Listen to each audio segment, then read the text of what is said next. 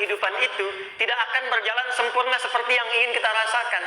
Selalu akan ada perbedaan pandangan. Ya, bahkan dalam kehidupan rumah tangga saja, ya maaf ya, Anda misalnya seorang istri mau kesini saja mungkin masih bisa beda pandangan warna apa untuk jilbab yang dipakai. Ya, dengan suami bisa berbeda.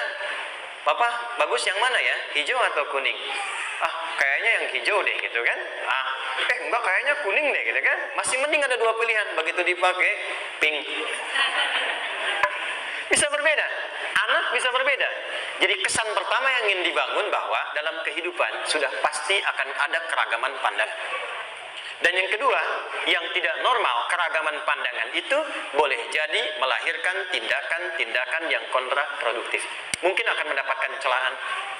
Allah dicela, malaikat dicela, Rasul dicela, Nabi dicela, sahabat dicela, tabi'in dicela, ulama dicela. Kita siapa yang mungkin belum menjadi bagian dari orang-orang itu dan ingin bebas dari celaan? Itu mustahil. Jelas sampai sini? Jadi kalau mendapatkan celaan, berbahagialah, berarti kehidupan kita normal. Jelas? Pernah mendapatkan celaan dalam hidup? Halo? Pernah disoal oleh orang lain? Pernah direndahkan oleh orang lain? Nah, Allah tuh memberi kesan kepada kita, jangankan engkau Rasul yang paling mulia saja pernah mendapati itu.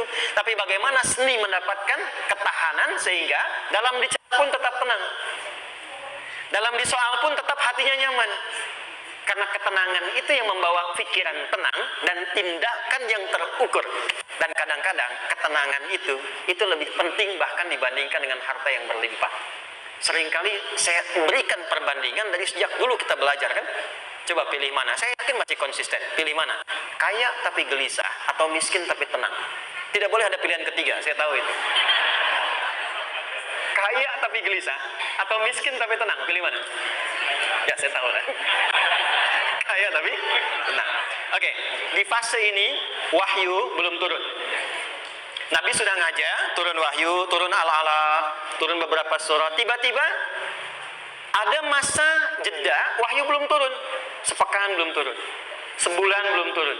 Disitulah muncul seakan ada amunisi bagi orang-orang yang tidak senang dengan Nabi, tidak senang dengan ajakan Nabi pada kebaikan. Ini poin yang kedua. Kalau Anda berbuat baik, pasti ada tantangan. Ingat ya, kalau Anda berbuat baik, apapun itu, pasti ada tantangan. Yang menguji konsistensi kebaikan itu apakah serius untuk dilakukan atau tidak. Maka mulai muncul tuduhan. Lihatlah Muhammad dari ditinggalkan sama Tuhannya. Tuh Muhammad udah gila tuh, naik turun bukit, naik turun lagi, kayak orang bengong. Muhammad udah ada beban di pundaknya. Jangankan umatnya, Rasulnya saja yang mengklaim Rasul punya masalah katanya, ya kan? Dan ditinggalkan Tuhannya, kok masih mau ikut Muhammad? Maka dalam keadaan itulah kemudian ditunggu, naik turun, turunlah kemudian dua surah sekaligus, surah 93, surah 94, yaitu surah Ad-Duha dan Al-Insyirah.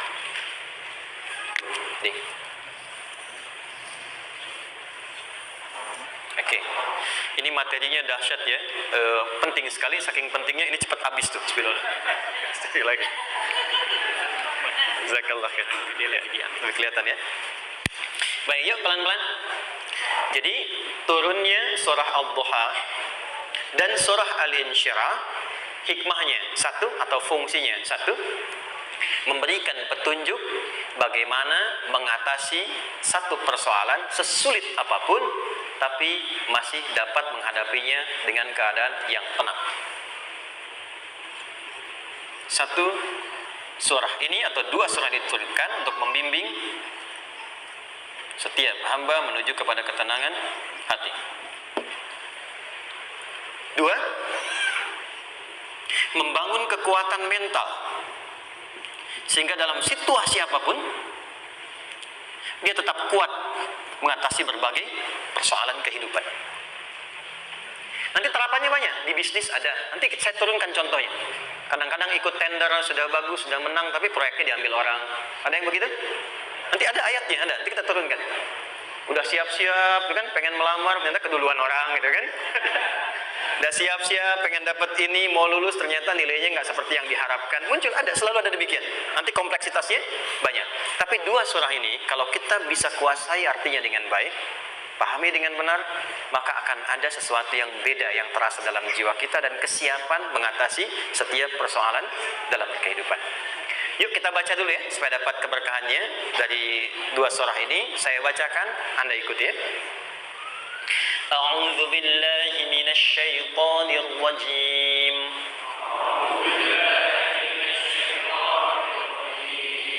Bismillahirrahmanirrahim.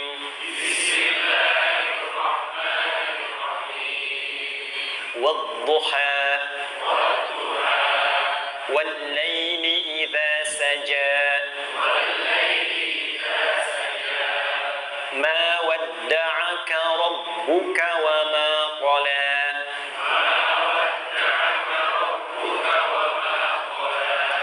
Ma wadda'aka rabbuka wa ma qala.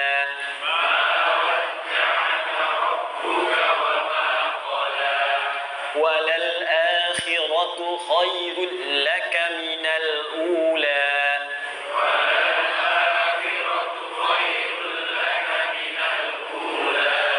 وَلَسَوْفَ يُعْطِيكَ رَبُّكَ فَتَرْضَى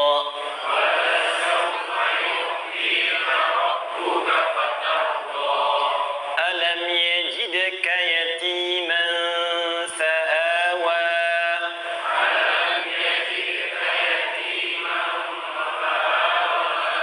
وَوَجَدَكَ ضَالًّا فَهَدَى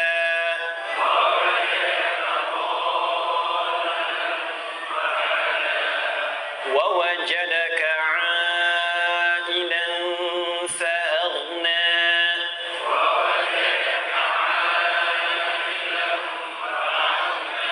فَأَمَّا الْيَتِيمَ فَلَا تَقْهَرْ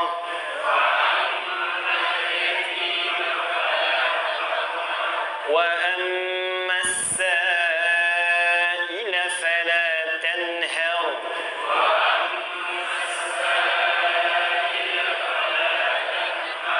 وَأَمَّا بِنِعْمَةِ رَبِّكَ فَحَدِّثْ.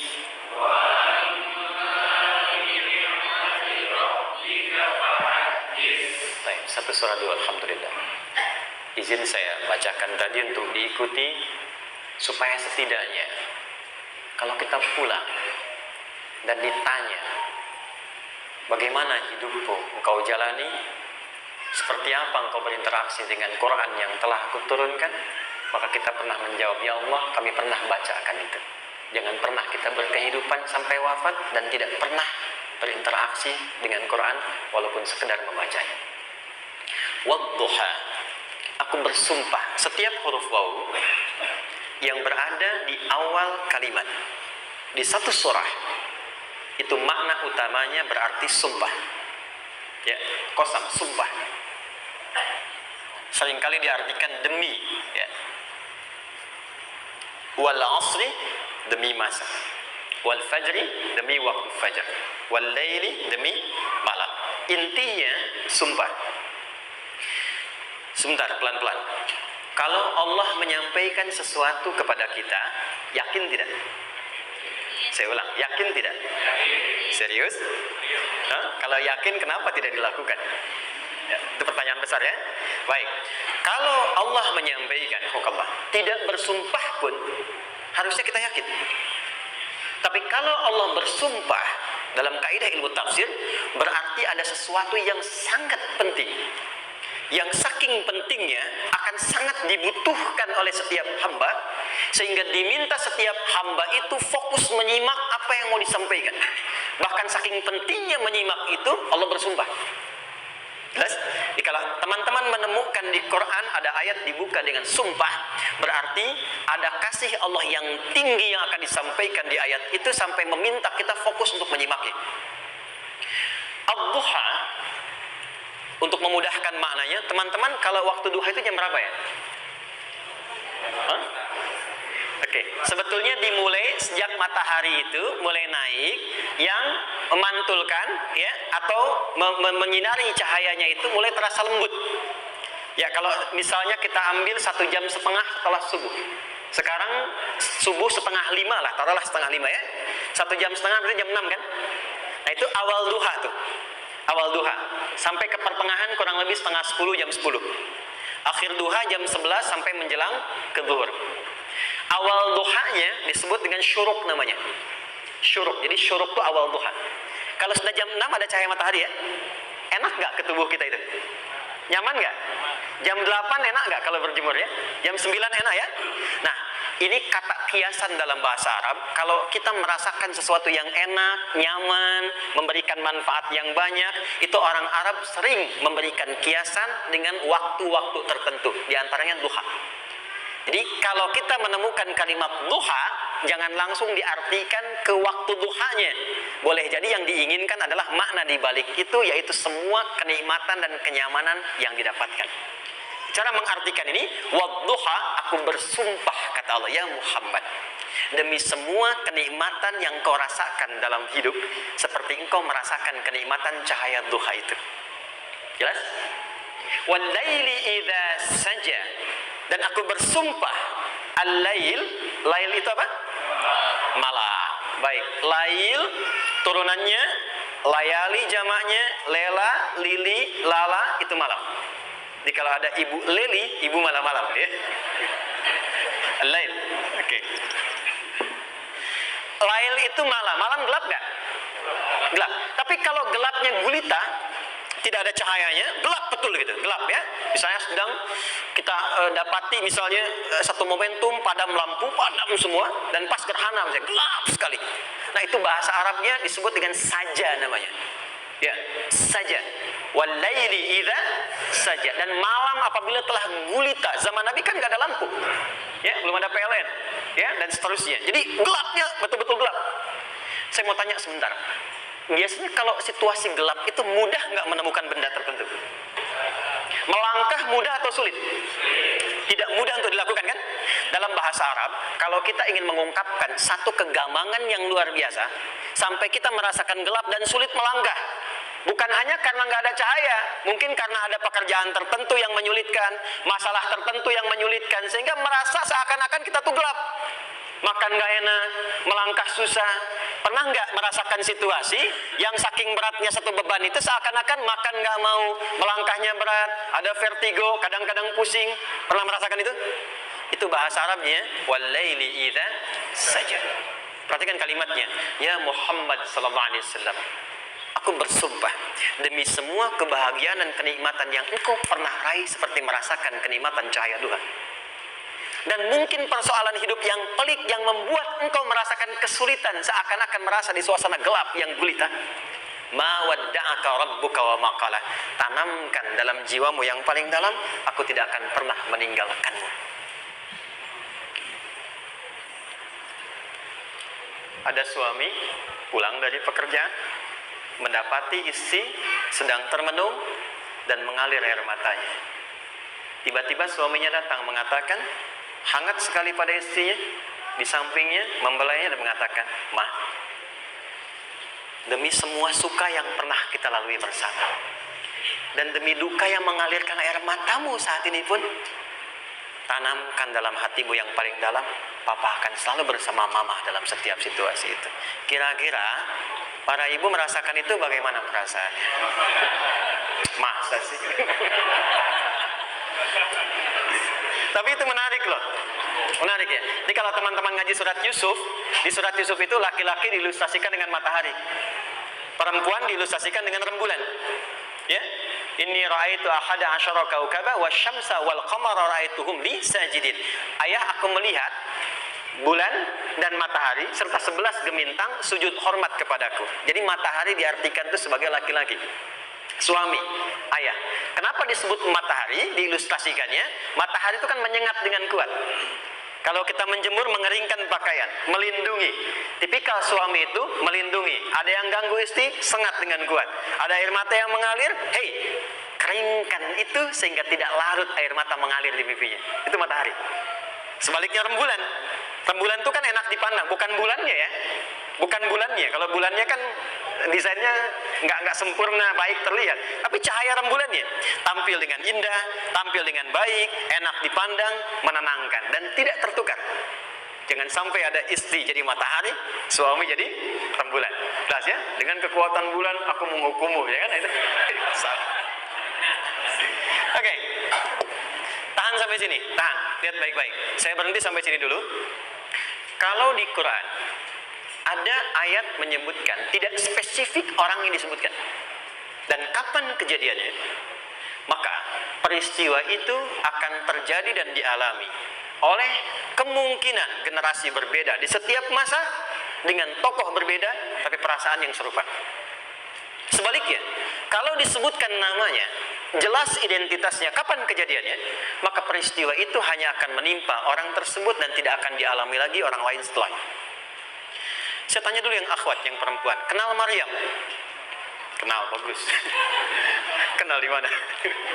Maryam anaknya Imran, mengandung, melahirkan Isa alaihissalam, Yesus Mesias, tanpa disentuh laki-laki manapun. Dan di Quran identitasnya disebutkan langsung, Maryam binti Imran, wa Maryam ibnata Imran.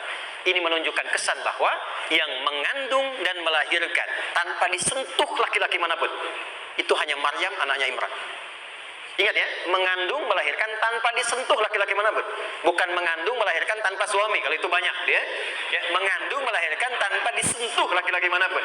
Hanya Maryam binti Imran. Tapi kalau nggak disebutkan siapa orangnya, kapan kejadiannya, tidak detail disebutkan, ini artinya situasi itu akan dialami kembali oleh orang di masa depan dengan generasi yang berbeda tapi substansi yang sama. Pertanyaannya, pernahkah kita mengalami situasi yang sulit sampai seakan merasa gelap? Nah, baik, maka adab yang pertama, jika mengalami situasi seberat apapun dalam berkehidupan, maka dekati Allah Subhanahu wa Ta'ala. Ini awalnya, dekati Allah. Apalagi kalau ada yang mengatakan ini nggak mungkin, ini nggak akan terjadi, ini nggak bisa. Kalau sudah ada tanda seperti itu tanda langsung dari Allah supaya Anda diminta langsung mendekat kepada Allah dan tinggalkan semua makhluk. Karena Allah hanya akan mengabulkan langsung kepada Anda tanpa perantara siapapun. Itu yang terjadi pada Nabi Zakaria. Ini nggak mungkin, ini mustahil. Maka beliau langsung memohon kepada Allah dan langsung menyebutkan, ya Allah, saya minta darimu saja, tidak dari yang lain. Maka dikabulkan seketika. Jadi yang pertama, jika punya kesulitan sebesar apapun, seberat apapun, cepat dekati Allah. Maka di situ akan dijawab langsung oleh Allah, ma wadda'aka rabbuka wa ma qala. Hambaku, sepanjang engkau mendekat kepadaku, maka yakinkan dalam dirimu, situasi apapun yang kau rasakan, aku tidak akan pernah meninggalkanmu. Sudah? Satu? Paham sampai sini? Oke. Pelan-pelan ya. Saya belum bicara caranya. Saya baru bicara di awal motivasinya. Dekati Allah dulu, nanti caranya didetilkan di surah Al-Insyirah. Teruskan. Ma wadda'aka rabbuka wa ma qala. Walal akhiratu khairul laka minal. Perhatikan. Hei, seberat-berat bebanmu saat ini, ingat, satu saat akan tuntas. Dan ini pun ujian. Kalau sudah meninggal, nggak ada ujian lagi. Dan nanti kehidupan yang sekarang, apapun yang kau pertentangkan, perdebatkan, perselisihkan, itu semua akan ditinggalkan. Jadi ternyata Allah mengungkap hakikat kehidupan dunia. Apapun yang diperselisihkan, tuh unik ya. Orang berselisih pada yang akan ditinggalkan. Aneh nggak? Ada orang berebut makanan, kan? Rebutan sampai berkelahi dan sebagainya. Pada akhirnya, makanan yang diperebutkan itu pun akan ditinggalkan. Yang ini meninggal, itu meninggal. Jadi memperebutkan sesuatu yang pada akhirnya akan berakhir. Kata Allah, Allah sampaikan, jika Anda mengalami situasi, sesuatu yang mungkin membuat berat, tanamkan pada jiwa kita, hei, yang aku kejar-kejar ini, boleh jadi aku akan tinggalkan juga. Kenapa aku harus menangisi dan larut pada sesuatu yang tidak abadi? Maka Allah hibur kita dengan mengatakan, kamu tenangkan diri dulu. Semua yang kamu pikirkan sampai membuat kamu berat begini, pada akhirnya kamu tinggalkan. Dan yang abadi itu akhirat. Walal akhiratu khairul laka minal. Dua, pelan-pelan sikapi setiap masalah dengan proporsional. Jangan terlalu larut dalam sesuatu. Dapat job satu, pengen, dah siap, kontraknya besar, tiba-tiba hilang. Dipikirin, Anda mikirkan itu pun nggak akan balik. Proporsional aja dulu. Ya, nanti caranya akan turun nanti di Al Insyirah. Tenangkan diri dulu. Prasangka baik kepada Allah Subhanahu wa taala. Boleh jadi apa yang Allah ingin berikan sebagai pendahuluan sekarang belum sampai kepada kita karena Allah menyiapkan yang lebih baik di balik itu. Kita belum tahu ada apa di balik itu sehingga kita tidak dapatkan itu. Sehingga kemudian Allah katakan walal akhiratu khairul laka minal ula. Teruskan wala saufa yu'tika rabbuka. Pelan-pelan, orang yang punya sikap seperti ini itu cenderung lebih dekat mendapatkan ridha Allah dibandingkan dengan orang-orang yang larut dalam kesulitan. Orang yang move on dengan setiap persoalan dalam kehidupan, cepat berpikir secara proporsional, tidak menggantungkan hidupnya pada persoalan tertentu sehingga membuat dia menjadi beban, itu lebih mendekatkan dirinya kepada ridha Allah dibandingkan dengan orang yang meratapi persoalan hidupnya. Ya. Pelan-pelan. Jadi spiritnya, kalau punya masalah apapun, jangan dilarutin terus. Gak usah diratapi, cepat move on. Berpikir lagi, rencanakan lagi. Nanti, detailnya ada di Al Insyirah. Tapi poin besarnya, janji Allah mengatakan, kalau Anda bisa move on, proporsional, maka yang dijanjikan oleh Allah, di situ Allah percepat datangnya ridha Allah Subhanahu wa taala. Kalau ridha Allah sudah datang, maka akan dua yang diberikan. Pertama kali, ketenangan di dalam jiwa, dan yang kedua, kemampuan untuk berikhtiar lebih baik mencapai apa yang diinginkan. Satu, kalau ridha Allah sudah diberikan pada seorang hamba, yang pertama diberikan ketenangan dalam jiwa. Bukan dunianya dulu. Bukan apa yang Anda ingin harapkan dulu. Pengen sesuatu, ya, pengen materi, pengen kedudukan, pengen lulus anaknya ujian, kan? Tiba-tiba terjadi sesuatu, diratapin, alih-alih meratap, alih-alih membuat status, alih-alih menyulitkan diri, kata Allah, terima dulu proporsional. Setelah itu dekatkan diri kepada Allah, turun ridha Allah, begitu turun yang pertama diberikan ketenangan kepada hati. Tenang dulu. Kalau sudah tenang, nanti dibimbing menyelesaikan apa yang sedang dihadapi itu. Itu poin yang ketiga. Pelan-pelan. 4. Kita masuk ke detail sekarang. Perhatikan baik-baik. Ini yang paling menarik. Alam yajidka yatiman fa'awa. Muhammad SAW, bukankah dulu engkau yatim? Punya banyak masalah? Aku selesaikan juga. Ayahmu meninggal sebelum lahir, ada ibu. Ibu meninggal, ada kakek. Kakek meninggal, ada paman. Ya kan? Ada teman yang menemani Sayyidah Khadijah. Teman yang setia, semua kebutuhan tersedia. Artinya apa? Perhatikan baik-baik. Kalau Anda punya masalah sekarang, jangan sampai melupakan yang dulu-dulu pun pernah tuntas Allah selesaikan. Jadi kalau sekarang sedang punya persoalan, jangan sampai satu masalah ini membuat Anda kehilangan harapan dan kehidupan. Sementara Anda sadar, dulu pun banyak masalah kok selesai juga. Kenapa dengan yang satu ini kita harus jatuh? Sekarang usia berapa? 20, 30, 40, 50. Sekarang usia 50 tahun, ada masalah, baru 5 menit datang, sudah merasa jatuh. Yang 50 tahun ke belakang yang banyak selesai itu kita nilai atau tidak? Maka kata Allah, seperti yang dulu pernah aku selesaikan ribuan masalah itu, yang sekarang pun mudah aku tuntaskan. Jelas? Nah, secara psikologi, orang-orang yang selalu bertindak seperti itu akan selalu punya harapan lebih tinggi untuk menyelesaikan persoalannya. Jadi kalau sedang punya masalah, pikirkan yang dulu juga selesai, masa yang sekarang nggak selesai. Itu prinsipnya. Secara psikologis demikian. Jelas ya? Oke. Wa wajadaka dhallan fahada. Muhammad, dulu engkau pernah mengalami melihat masyarakat banyak berbuat yang tidak baik, aku berikan petunjuk. Kuncinya fahada di situ. Orang yang punya motivasi kuat dan keyakinan untuk bisa menyelesaikan persoalannya, maka dia akan lebih cepat mendapatkan petunjuk Allah untuk mendapatkan solusi terbaik. Ada sini. Saya agak cepat ya, mohon izin. Wa wajadaka 'ailan fa'aghna. Bahkan, maaf, bukan sekedar selesai, kalau perlu saya bikin kaya, kata Allah. Aghna itu kalau ilmunya luas. Kalau harta, hartanya banyak. Kalau kedudukan, kedudukannya tinggi. Hei, engkau yang sedang mengejar kedudukan, aku tahan sebentar karena ada yang gak bagus untukmu di sini. Tapi kalau kamu terima, aku angkat itu lebih daripada apa yang kamu harapkan. Kamu pengennya bintang 2, aku naikkan sampai bintang 4. Kalau perlu 5 sekalian. Hei, kamu yang ingin kampus di sini, aku tahan. Bahasa kamu nggak lulus, kamu nangis, kamu mengadu, kamu datang pada orang tuamu. Orang tua mulai protes, mulai curhat macam-macam. Terima dulu.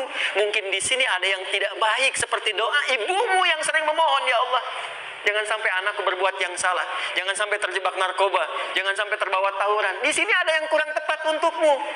Kalau kamu riba, kamu terima, kamu proporsional, bahkan aku pindahkan ke kampus yang lebih baik yang tidak kamu bayangkan sebelumnya. Di orang-orang yang selalu menerima apa yang Allah ujikan dan ridha dengan itu, maka Allah akan angkat derajatnya bahkan melebihi ekspektasi dirinya. Paham? Kalau sudah seperti itu, maka lihat ujung ayatnya. Lihat ujung ayatnya. Fa'ammal yatima fala taqhar. Maka jangan pelit berbagi kepada orang lain. Share. Kalau sudah sukses, share. Berbagi, bukan hanya materi, bagi ilmunya, ya, bagi kebahagiaannya. Wa ammas sa'ila fala tanhar. Jangan sampai nunggu orang minta. Kalau lihat ada kawan yang butuh, sekarang Anda sukses. Tapi boleh jadi kesuksesan Anda itu tangganya dari teman-teman Anda. Kalau sudah teraih ke atas, lihat lagi anak tangganya ke bawah. Ajak teman, jangan ditunggu minta. Ajak, bawa dia, berikan peluang. Jangan sampai dia minta, apalagi Anda bentak-bentak. Aku kan yang dulu bantu kamu. Jangan sampai keluar kata-kata itu. Kamu bisa naik di atas karena aku kan yang dulu bantu kamu. Kamu bisa jadi pemeran utama karena aku yang rekomendasikan. Karena aku yang dorong kamu. Misal, jangan sampai keluar kata-kata itu. Apalagi langsung keluar, tidak, ini karena ilmuku saja misalnya. Kalau itu bisa dilakukan dengan baik. Lihat ujungnya. Wa amma bi ni'mati rabbika fahaddits. Maka semua nikmat yang dirasakan akan mudah untuk diimplementasikan dan disyukuri. Jadi semua nikmat itu bukan cuma dirasakan. Jadi membagi semua nikmat itu adalah rasa terbaik untuk menikmatinya. Maaf ya, Anda kalau punya makanan, dimakan sendiri. Dengan dibagi sama-sama, kira-kira rasa nyamannya yang pertama atau yang kedua? Kedua. Makan sendiri, enaknya sendiri kan? Tapi ketika ada teman berbagi dan tahu, oh enak ya, nyaman ya, ada kebahagiaan, ada ngobrol, ada tertawa, ada kebersamaan, itulah inti nikmat yang sesungguhnya. Wa amma bi ni'mati rabbika. Ternyata masalah yang diberikan bukan ingin memberikan beban, tapi ujungnya, endingnya, supaya Anda bisa mendapatkan nikmat berkualitas yang bisa dibagi. Lihat surat Ad-Duha itu jangan cuma lihat awalnya, lihat ujungnya. Ternyata ketika seseorang mendapat masalah seberat apapun, itu bukan ingin membebani, tapi ingin meningkatkan kualitas hidupnya supaya mendapatkan nikmat yang lebih besar dan merasakan nikmatnya itu dengan berbagi. Itu poin. Jadi kalau sampai sini kita paham dan kita beri nama misalnya dengan fikih ujian. Jadi kalau desain ujian ini sistematikanya kita pahami, maka tidak ada alasan untuk mengeluhkan persoalan. Jadi melihat masalah itu bukan sebagai beban, pada akhirnya melihatnya sebagai tangga untuk mencapai kebahagiaan. Jelas sampai sini? Baik, kalau sudah seperti ini, ingin punya masalah atau tidak ingin punya masalah? Tidak. Ingat ya, jadi kalau anak pulang bawa masalah, dilihatnya jangan beban. Oh, Allah ingin menaikkan kualitas pada anak saya, yang dengan itu menjadikan ia mendapatkan nikmat yang belum pernah didapati. Kalau rumah tangga sedang ada masalah, jangan banyak diperseterukan, tapi direnungkan sejenak. Oh, Allah ingin meningkatkan kualitas rumah tangga ini, sehingga kita bisa mendapatkan nikmat yang tidak pernah didapati sebelumnya. Makanya nikmat berumah tangga itu yang terbesar, selalu bertambah ketika menyelesaikan masalah. Silakan cek. Kalau sedang ada masalah berseteru kan, tapi setelah selesai kan jadi lebih nikmat ya. Ya, lebih senang lagi, lebih cair lagi, lebih bahagia lagi, lebih mendukung lagi. Ternyata ada nilai-nilai kebaikan yang tersimpan yang belum disadari sepenuhnya. Pertanyaannya, kadang-kadang mudah diucapkan, tapi tidak mudah mempraktekkan. Bagaimana itu semua bisa ditempuh dengan baik sehingga ketika mengalaminya kita bisa tenang menghadapinya. Maka turunlah surah Al-Insyirah. Saya cepat.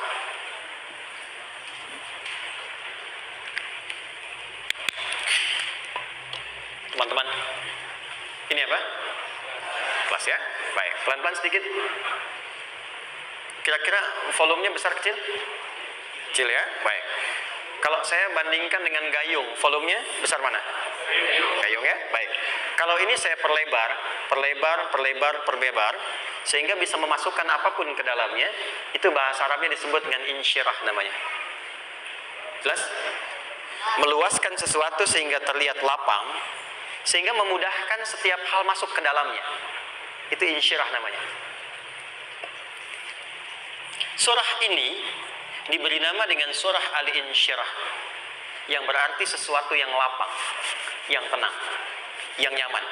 Yang diharapkan dengan keadaan hati yang lapang, nyaman, tenang itu, segala persoalan yang dihadapi dalam kehidupan akan mudah diterima dan tidak berdampak besar dalam menyikapinya.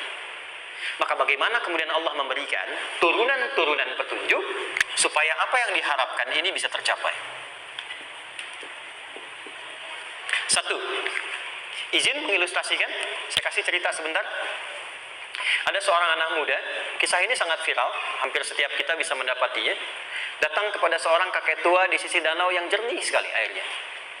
Dia berkeluh kesah tentang persoalannya. Dia katakan, saya punya masalah begini. Berat sekali terasanya. Kakek itu kemudian permisi, dia hanya membawa 2 genggam garam. Kemudian beliau bawa 1 gelas, ilustrasinya seperti ini. Dimasukkanlah kemudian garam itu ke gelas itu. Lalu diambil 1 gelas air yang jernih tadi dengan garam segenggam. Kata beliau, minum. Pemuda itu mengatakan, wah asin, minum aja dulu. Lalu ketika diminum, langsung ditumpahkan. Dia muntahkan, asin katanya. Lalu setelah itu kakek yang tadi melepaskan segenggam sisanya, dilempar ke danau tadi yang luas. Lalu diambil lagi dengan gelas yang sama. Sekarang minum. Bagaimana rasanya? Segar, enak, nyaman. Itulah hatimu. Kalau hatimu sempit sesempit gelas ini, maka masalah sekecil apapun akan selalu menghadirkan kesulitan seperti engkau menelan garam tadi. Tapi kalau hatimu luas, sebesar apapun masalah, tidak akan pernah berdampak pada dirimu kecuali engkau mampu menyusun rencana untuk mengatasinya. Kelapangan hati yang membuat diri kita mampu menerima persoalan apapun, itu yang disebut dengan insyirah. Makanya dulu tahun 90-an ada sinetron Hati Seluas Samudra, itu ya, saya pernah tahu itu. Sama anaknya diapa-apain juga, masih aja ya, menerima gitu. Dulu siapa ya, Jeremy Thomas dan lain-lain, ya, saya kira ada itu. Ya, saya kira itu ya. Saya pernah lihat sejenak ya. Saya jarang-jarang nonton gitu. Pernah lihat aja. Saya senang riset. Jadi kalau riset itu ada riset dakwah, ada riset materi. Saya teman-teman yang musik gitu ya. Saya tidak terlalu dekat dengan musik karena saya di Quran gitu. Tapi untuk mengetahui hukum musik itu bagaimana, saya riset. Sampai ke notasi saya tahu. C, D, F, G, A, B, C, G, A, B, C, D, F, G, D, F, G, A, B, C, D, A, B, C, D, F, G, A, F, G, A, B, C, D, E, B, C, D, E, F, G, Ais, B, F, G, Ais, B, C, D, Ais, Fis, C, D, Ais, B, G, Ais, B, Cis, gitu kan ya? Ya, tapi kalau diminta piano, gitar, ini saya nggak bisa. Ya, tapi untuk menentukan hukum, nah kita bisa paham gitu. Misalnya boleh nggak baca Quran pakai langgam Jawa gitu kan? Nah, hukumnya apa? Nanti dari teori itu muncul. Ya, paham ya? Nah, oke, balik sini. Perhatikan baik-baik. 1, saya agak cepat. Ini ditafsir langsung turun Al-Insyirah. Yang pertama, alam nashrah laka sadrak wa wada'na anka wizrak alladhi anqadha dhahrak. Tahan sampai sini dulu, 3 ayat. Saya mulai dari ayat kedua dan ketiga. Perhatikan baik-baik. Wa wada'na anka wizrak alladhi anqadha dhahrak. Artinya apa? Artinya satu beban yang diletakkan di pundak yang berpengaruh kepada semua bagian tubuh. Kita pernah melakukan atau melihat yang angkat beban ya? Beban kan semakin berat diangkat, semakin terasa ke bagian-bagian tubuh ya, ke semuanya. Nah, itu namanya wizrak alladzi anqadha dhahrak. Beban yang dipikul yang berat sekali sampai semua merasa. Makanya jadi satu ungkapan dengan mengatakan dia sedang memikul beban yang sangat berat. Sampai kepalanya pusing, tidur nggak nyaman, miring kanan, miring kiri. Itu namanya ya alladzi anqadha dhahrak. 1. Saya percepat, akan ada satu masa dalam hidup setiap hamba merasakan satu persoalan yang seakan-akan beban berat yang dipikul sampai merasa kesulitan dari ujung kepala sampai ujung kaki. Siapapun itu. Jujur ya, setiap kita tanyakan pada diri sendiri. Setiap kita yang ada di sini, saya yakin pasti pernah atau bahkan akan mengalami satu peristiwa yang merasakan beban berat sampai seakan-akan ujung kepala sampai ujung kaki merasakan sakitnya. Ada yang sudah mengalami atau bahkan nanti akan ada yang melalui. Perhatikan baik-baik. Teruskan ayatnya. Wa rafa'na laka. Perhatikan. Kalau ada yang sedang merasakan itu, yakinlah kata Allah, pada saat itu sesungguhnya Allah sedang mengangkat derajatnya dan meningkatkan kualitas hidupnya untuk mencapai sesuatu yang istimewa yang belum pernah diraihnya. Dari sini kita buat persamaan. Ujian. Tadi kan? Berbanding lurus dengan harapan. Banding lurus dengan solusi nanti pada akhirnya. Fokus. Lulus di sini, insya Allah setiap persoalan akan lebih mudah untuk diatasi. Ujian, seberat apapun yang sedang kita alami, tidak akan pernah diberikan kepada kita oleh Allah, kecuali ternyata hikmahnya untuk mengabulkan harapan-harapan besar yang sebetulnya kita mintakan. Jujur ya, setiap kita kan sering punya permohonan ya, sering berdoa ya. Ya Allah minta ini, minta itu, minta ini, minta itu, gitu kan? Nah, cara Allah mengabulkan harapan kita itu, yang pertama, jalurnya lewat ujian.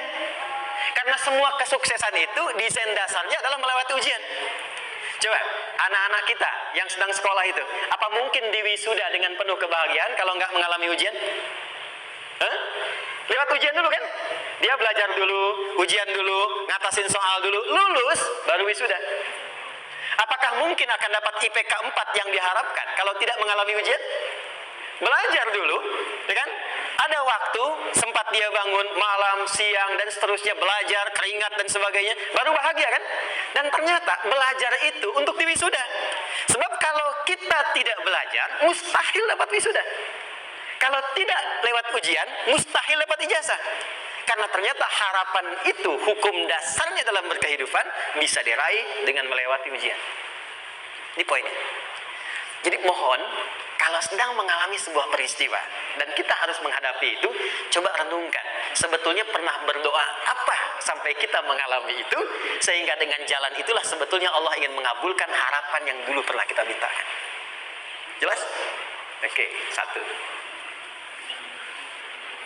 Yuk turunkan rumus ya pelan-pelan. Quran surah kedua ayat 286. Ini kesini dulu baru nanti kita balik lagi.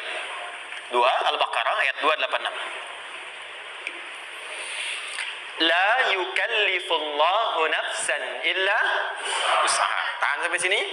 Lihat baik-baik. Hukum yang pertama. Hukum pertama.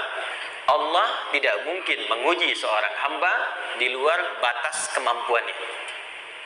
Jadi kaidah yang pertama tadi, kalau kita sedang diuji, sebetulnya ada harapan dan doa yang pernah kita mohonkan dan Allah ingin mengabulkan itu, jalan pertama adalah ujian. Tapi adilnya Allah, tidak akan pernah kita diuji kecuali sesuai dengan kemampuan kita. Jadi kalau nggak mampu, nggak mungkin diberikan ujian. Ingat ya, kalau tidak mampu, tidak mungkin diberikan ujian. Artinya, harapan yang kita mohonkan pun akan sesuai dengan kemampuan kita.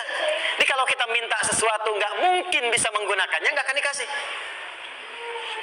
Nah, balik ke sini untuk memberikan ketenangan kepada hati kita. Kalau sedang menerima persoalan, setelah kita mengatakan, oh ini mungkin ada harapan yang ingin saya dapatkan, jalannya lewat sini.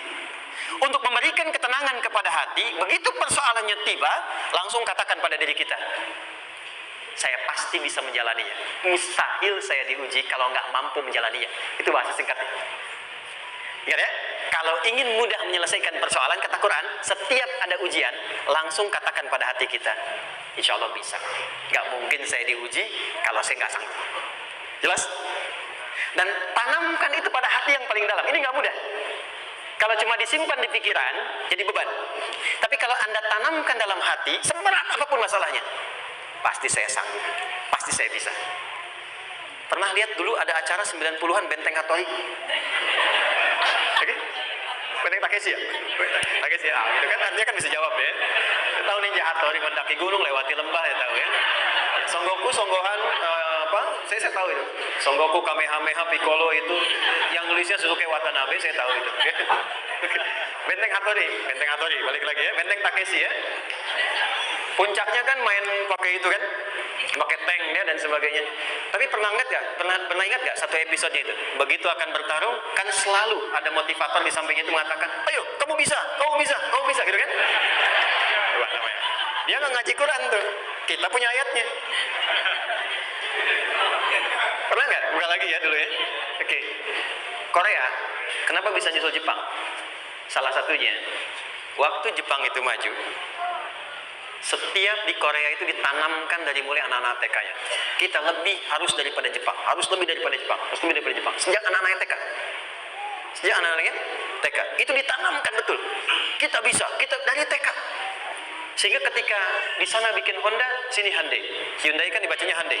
Ya kan? Sana Honda, sini Hyundai gitu. Di apapun yang dibuat Jepang, Korea harus lebih unggul. Itu ditanamkan dari awal. Bisa. Kita itu sekarang punya ayatnya.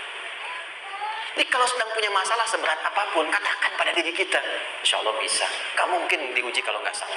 Bisa insya Allah. Bisa. Kenapa mah? Bisa. Jelas? Oke. Sudah di situ teruskan. Lanjutkan. Warafa'na laka dzikra. Teruskan. Fa inna ma'al usri. Nah, ini poin terbesarnya. Fa inna ma'al usri yusra. Fa huruf yang menunjukkan sesuatu berlangsung dengan cepat.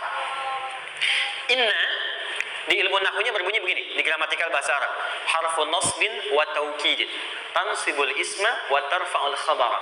Mabniun 'ala al-fathi la mahalla lahu min al-i'rabi. Paham? Tidak.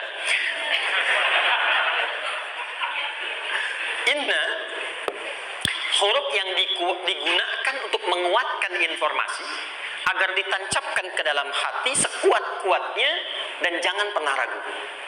Jadi kalau orang Arab tuh nancapkan tongkat begini dan kuat, tidak goyah, itu nasab namanya. Nasabar rajul asahu fil ardi. Inna ini harfu nasab. Jadi kalau ada di Quran dibuka informasinya dengan inna, maksudnya begini, hei, tancapkan informasi dalam hatimu dengan kuat, jangan pernah ragu. Yakinkan pada dirimu. Apa yang harus diyakinkan? Ma'al usri yusra. Inna ma'al usri yusra. Usrun sama dengan yusrun. Lari ke sini. Oke. Apa artinya usrun? Sulit. Oke. Sulit itu ada dua. Ada sa'bun, ada usrun. Kalau kesulitan yang relatif, kata si A sulit, si B mudah, itu sa'bun namanya. Contoh, kata si fulan, bahasa Jepang susah. Padahal kata yang lain tidak. Saya ke Jepang, anak-anak kecil begini bisa bahasa Jepang gitu kan. Bagi mereka mudah gitu ya. Saking mudahnya gitu. Kata shiwa gitu. Anak-anak kecil, bagi mereka mudah, bagi kita belum tentu. Itu sa'bun. Inna lughatal yabaniyah sa'bah. Relatif. Tapi kalau kesulitan yang sifatnya mutlak, semua orang mengatakan sulit. Maaf, bawa mobil, sulit atau mudah? Bukan mengendarai ya, bawa mobil, bawa. Sulit ya? Sulit ya? Baik, sepakat sulit semuanya. Nah, itu dalam bahasa Arab dikenal dengan usrun. Kesulitan yang semua sepakat bahwa itu susah. Sulit, semua sepakat. Dan ketika ada orang bicara, aku sedang punya masalah begini. Semua mengatakan, wah itu nggak mudah, itu nggak mudah. Itu usrun namanya. Lawannya, kemudahan yang relatif disebut sahlun. Tapi kemudahan yang semua sepakat bahwa itu mudah, itu yusrun namanya. Mengangkat spidol, semua mengatakan mudah, ringan. Itu yusrun namanya. Perhatikan, Allah tidak memasangkan sa'bun dengan sahlun, tapi memasangkan usrun dengan yusrun. Orang-orang yang punya keyakinan kuat, setiap persoalan itu akan selesai. Dan dia mengatakan pada dirinya, aku bisa melewatinya. Maka, perhatikan kalimat kata Quran. Inna ma'al usri yusran. Sesulit apapun masalah yang sedang dia alami, maka Allah akan datangkan solusi semudah-mudahnya yang bisa dia nikmati. Dengan kata lain, kalau kita bawa ke bahasa psikologi, Kalau sedang menghadapi persoalan seberat apapun, selain kita mengatakan ini pasti bisa saya lalui, saya insya Allah sanggup mengatasinya, katakan pada diri kita ini pasti selesai, pasti ada solusinya, pasti mudah. Katakan, walaupun memang solusinya belum datang, tapi tenangkan pada diri kita dengan mengatakan inna ma'al usri yusra. Bahasa psikologinya, katakan pada diri kita ini pasti selesai. Gak mungkin gak selesai, pasti ada solusinya, pasti mudah. Itu lebih memberikan harapan pada diri kita untuk menuntaskan persoalan dibandingkan dengan meratapinya. Jelas? Teruskan. Fa inna ma'al usri. Kalau masih ragu kata Allah, katakan lagi sekali lagi. Sampai hati kita merasa nyaman. Jadi kalau sedang punya persoalan seberat apapun, tanamkan pada diri kita, pasti selesai. Belum nampak, insya Allah pasti selesai. Gak mungkin diuji kalau gak ada solusi. Itu lebih memberikan harapan. Setelah itu, fa'idha faraghta, mitigasi masalahnya. Mitigasi persoalannya. Tuliskan. Ini masalahnya apa? Rumah tangga. Apa saja misalnya, dia ada suami, ada istri, dia ada anak-anak. Masalah ada di mana? Kadang-kadang menangnya jadi kusut karena satu-satu nggak segera diselesaikan.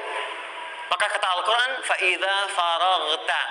Satu-satu mitigasi dulu. Satu masalah di sini, lihat di suami, lihat di istri. Kalau pekerjaan, masalahnya apa? Sebelum bercabang kemana-mana, petakan. Apakah rekanannya? Apakah relasinya? Apakah kemampuannya? Apakah manajerialnya? Apakah marketingnya? Mitigasi, kotaki semua, selesaikan satu-satu. Setelah itu, apa yang dilakukan? Wa ila rabbika, tawakal sepenuhnya kepada Allah untuk menentukan hasilnya. Tawakal itu yang paling mahal.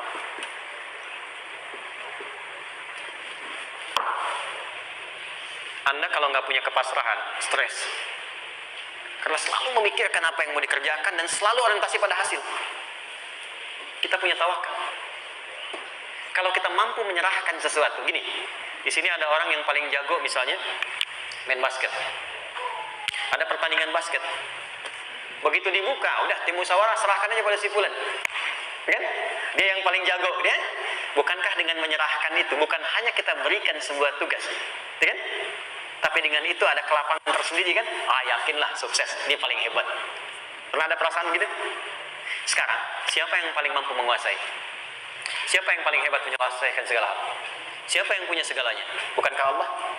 Orang-orang yang punya tingkat tawakal yang tinggi. Maka, satu, dia akan lebih stabil keadaan mentalnya dan tidak akan pernah gelisah dengan kekecewaan. Gak ada kecewa. Karena tawakal itu, kalau sudah kepasrahan, pasti menerima hasil. Kalau sudah tawakal, terserah Allah tetapkan apa saja. Mau dapat sekarang, dapat besok, dapat nanti. Puncak yang paling tinggi, tugasmu hanya berikhtiar semampu yang bisa dilakukan. Selanjutnya, biarkan Allah menetapkan apa yang menjadi bagian dari maslahat kehidupan kita. Saya tutup. Cara Allah menjawab harapan kita ada 3. 1. Memberi langsung apa yang kita mintakan. 2. Menunda itu sampai kita siap menerimanya. 3. Mengganti apa yang kita inginkan dengan apa yang kita butuhkan. Saya ulang ya. 1. Memberi langsung apa yang kita mohonkan. Misal, ya Allah saya ingin misalnya, anak saya pengen ke ITB. Tapi nggak mungkin tiba-tiba langsung masuk ITB kan? Pasti lewat ini dulu kan? Ada ujian dulu, ikut tes, dan seterusnya diterima, sesuai. 2. Kadang menunda sesuatu sampai dia sanggup menjalaninya. Anda punya anak usia 5 tahun, pengen diberikan motor. Anda mampu untuk memberi motor, dikasih nggak? Tidak. Sampai dia sanggup mengendarai motor, baru Anda berikan. Terkadang ada yang kita minta sekarang, tidak didapati sekarang. Tapi ternyata tahun depan kita dapat. Kita harus sadar bahwa anugerah yang kita dapatkan tahun depan itu sebetulnya adalah hasil doa kita di tahun ini. Pernah dengar nggak kisah viral? Nabi itu berdoa baru dikabulkan setahun setengah. Setahun 6 bulan. Padahal itu Nabi loh. Kiblat pertama kita kemana? Palestina kan? Baitul Maqdis kan? Nabi berdoa. Mohon terus nengok ke langit. Al-Baqarah 144. Minta. Jawabannya turun setelah setahun setengah. Setahun 6 bulan. Ada yang mengatakan di tafsir setahun 8 bulan. Baru dikabulkan setelah setahun setengah. Padahal kurang soleh apa Nabi? Nabinya siap, mungkin umatnya yang belum siap. Nabinya siap, tapi ada tantangan di masyarakat yang tidak mudah, yang mungkin bisa meruntuhkan dakwah. Baru dikabulkan setahun setengah. Ketika semua umatnya sudah bisa siap menerima itu. Boleh jadi apa yang diminta orang tua sekarang, terkabulnya mungkin belasan puluhan tahun pada anaknya yang nomor sekian. Tahu Imam Syafi'i? Imam Syafi'i itu kan nama aslinya Muhammad. Bapaknya Idris, kakek yang ke atas yang ketiga namanya Syafi'i. Kenapa disebut Imam Syafi'i? Dinisbatkan pada kakek yang ke atasnya. Ternyata kakeknya ini seorang ulama besar, saleh, memohon kepada Allah. Setiap di keturunannya ada yang bisa menggantikan lebih soleh, lebih baik lagi. Ternyata yang didapatkan bukan dari anaknya, tapi generasi keturunan yang kesekian. Anda belum sekarang bisa hafal Quran. Misalnya, Anda bermohon, berdoa, boleh jadi yang hafal mungkin bukan di anak, bisa di cucu, bisa di bagian keluarga yang lain. Maka terkadang tawakal itu tidak hanya memberikan hasil yang cepat, tapi memberikan keindahan yang terasa tertunda, tapi melengkapi kebahagiaan yang dirasakan. Penutupnya, boleh jadi minta ke ITB, diterimanya di Unpad. Minta motor, dapatnya mobil. Kalau itu senang, luar biasa. Minta mobil, dapatnya motor, gitu kan? Ternyata kadang-kadang desainnya yang terakhir, saya tutup, Allah mengabulkan apa yang kita butuhkan, bukan apa yang kita inginkan. Anak Anda sakit, dibawa ke dokter, kata dokter jangan dulu makan jeruk. Maka Anda pulang, dia minta jeruk, Anda berikan apel. Saya nggak mau apel mah, saya pengennya jeruk. Nggak apa-apa nak, ini apel rasa jeruk misalnya kan? Anda berikan. Ternyata apa? Bukan ingin menyakiti dan tidak mengabulkan keinginan anak, tapi lebih memberikan apa yang dia butuh. Kadang-kadang maaf ya, teman-teman mintanya proyek A, udah capek, di situ nggak dapatnya di yang lain. Teman-teman, itu Allah berikan sebetulnya hasil ikhtiar Anda yang sebelumnya. Cuma dikasih yang lebih baik, yang tidak Anda pernah bayangkan maslahat.